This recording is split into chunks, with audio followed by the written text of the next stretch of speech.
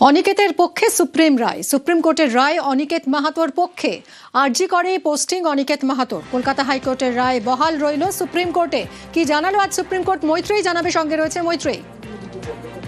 দেখো, আজকে সুপ্রিম কোর্টে অনিকেত মাহাতোর এই মামলা ছিল এবং সেখানে এই মামলার পরিপ্রেক্ষিতে সর্বোচ্চ আদালত স্পষ্ট করে দিয়েছে যে রায়গঞ্জ নয়, অনিকেতকে পোস্টিং দিতে হবে আরজি কর হাসপাতালেই।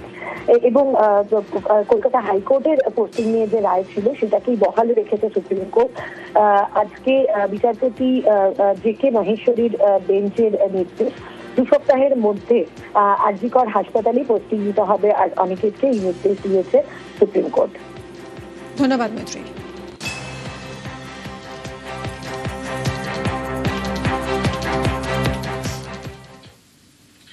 সামান্য বেগুন নিয়ে বচসায় দাদাকে খুন।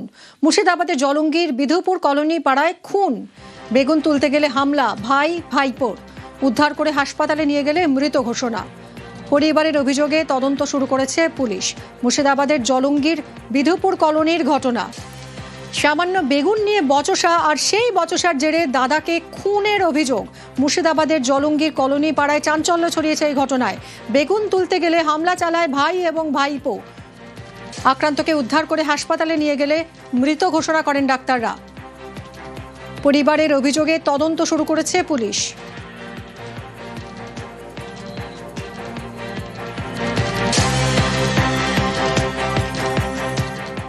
এই সকালবেলায় চায়ের দোকানে ছিলাম, দোকানে আমার কাছে ফোন গেল একটা যে সাজামালকে নাকি মেরেছে, অবস্থা ভালো না, মারা যাবে, এরকম রিপোর্ট। আসলাম, আইসি শুনলাম যে নাকি এখানে আসার পর শুনলাম হাসপাতাল থেকে ফোন আসলো যে মারা গেছে। শুনছি ও মানে ছোট ভাই আর ছোট ভাইয়ের ছেলে দুজন ওই আর কি ওই বাঁশের খাইটি আর হচ্ছে হাতে লোহার কিছু একটা ছিল, ওদি মেরেছে, মেরে তো হাসপাতালে গিয়ে মারা গেছে, এটাই আমরা শুনছি। সূত্রপাত হয়তো গাছের একটা বেগুন তুলি খেয়েছে সাজামাল, ও ওই বেগুনকে কেন্দ্র করে এটা ঘটেছে।